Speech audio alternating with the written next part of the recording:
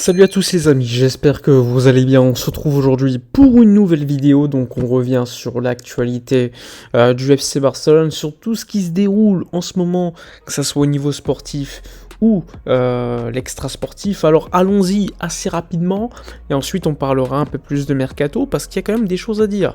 Et comme vous le savez, plus le temps va avancer, plus on va se rapprocher du mercato et évidemment ça va se préciser. Alors allons-y.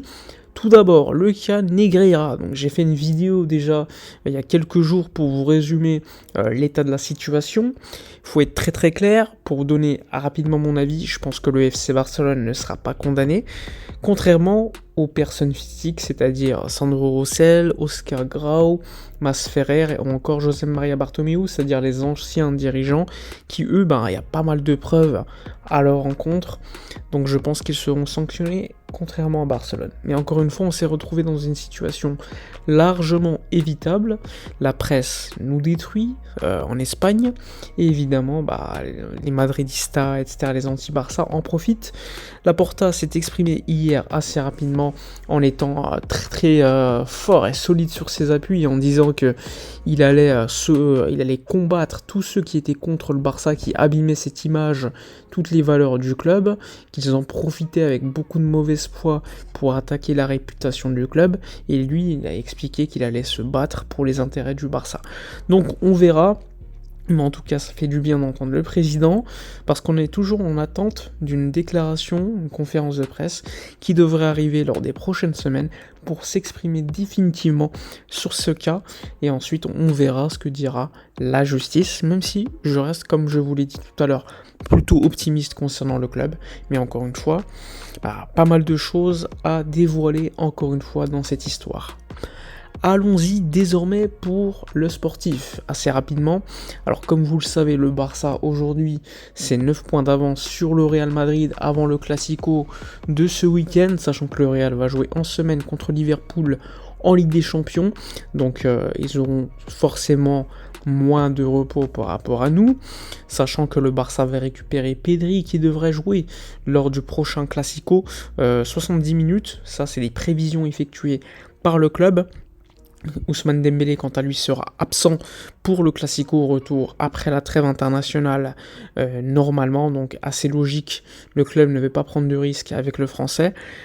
Et bon, on s'attend à un gros match importantissime, parce qu'une victoire du Barça lors du Classico, ça serait peut-être la fin de ce championnat d'Espagne. On va pas dire mathématiquement, c'est clair, il reste beaucoup de matchs, mais au niveau de... On va dire que c'est un coup sur la table, un coup sur le Real Madrid, évidemment en cas de victoire, parce que si tu as 12 points d'avance, sachant qu'il ne reste pas beaucoup de matchs, sachant que le Barça au match, les adversaires comme la Real Sociedad, Bilbao à l'extérieur, le Real Madrid, tout ça, on aura déjà joué ce type de match, donc franchement il ne restera pas beaucoup de gros matchs à jouer, et donc ça serait quand même une grosse victoire.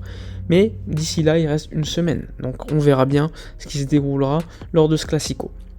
Niveau mercato, assez rapidement, le FC Barcelone a eu un rendez-vous hier matin avec l'agent de Sergio Busquets concernant le futur. Bon, Romero explique que l'offre que le Barça fera à l'agent de Busquets lors de cette semaine sera de 3 à 4 millions d'euros net annuels, un contrat d'une année, plus une année supplémentaire en option selon le nombre de matchs joués la saison prochaine.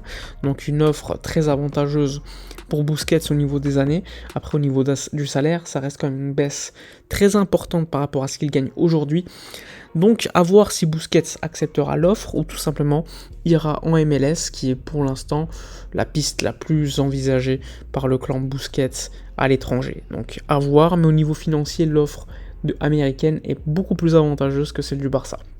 Donc si Xavi obtient ce qu'il veut, c'est-à-dire que Busquets se reste, il faudra également suivre le prochain mercato au milieu de terrain, parce que le Barça veut un milieu de terrain supplémentaire, Xavi veut un milieu de terrain supplémentaire.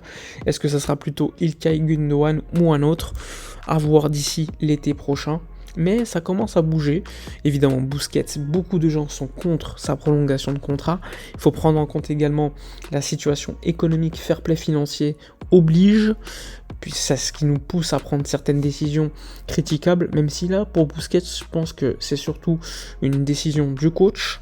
Et évidemment, la présidence soutient le coach et va dans le sens de Xavi, même si je sais que à l'intérieur du board, pas mal de gens sont contre une continuité de Busquets. À voir donc s'il acceptera, parce que s'il considère que l'offre est trop basse, il peut tout simplement refuser et partir avec un titre.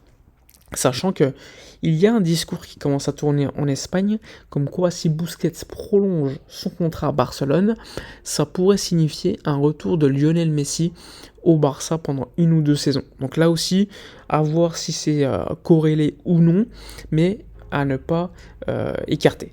Sachant que si tu prends tous ces joueurs-là, évidemment au niveau du fair play financier, tu vas être très limité, sachant que c'est des joueurs quand même avec un salaire, même s'ils baissent leur salaire par rapport à avant, qui resteront quand même importants.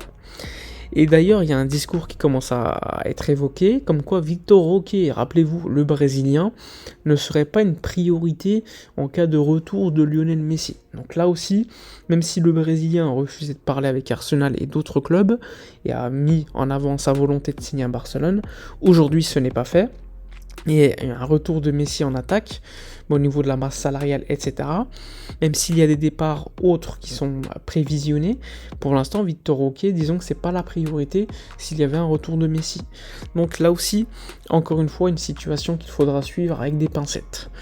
Donc pour le prochain mercato, on verra, mais le club commence à réfléchir à certaines ventes, Ferran Torres notamment, Ansu Fati et Rafinha qui n'est pas le joueur prioritaire à vendre pour le Barça, mais en cas de très belle offre d'Angleterre, à peu près 100 millions d'euros, le Barça serait ouvert à une vente. Donc je n'écarte pas l'été prochain une potentielle offre de 70-80 millions d'euros pour Rafinha d'un club anglais, sachant que c'est un joueur qui a beaucoup marqué le championnat d'Angleterre avec Leeds, qui en plus de cela fait une année 2023 très très bonne au niveau statistique, donc là aussi il faudra suivre.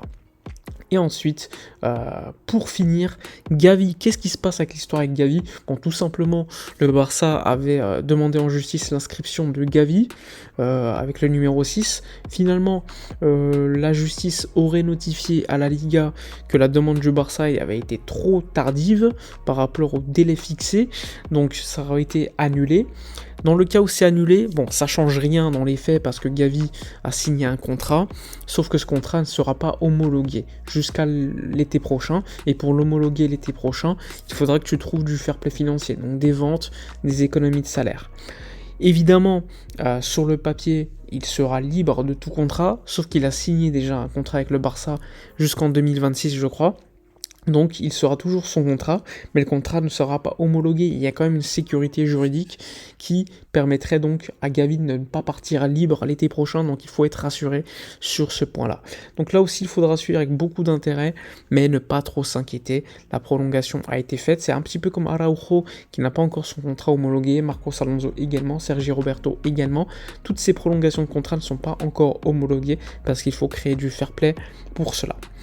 Donc on verra bien ce qui va se passer l'été prochain. Encore une fois, pour toutes les actus, n'oubliez pas de suivre sur Twitter, etc. N'oubliez pas de liker, commenter, partager. Moi je vous dis à la prochaine et d'ici là, comme d'habitude, portez-vous bien.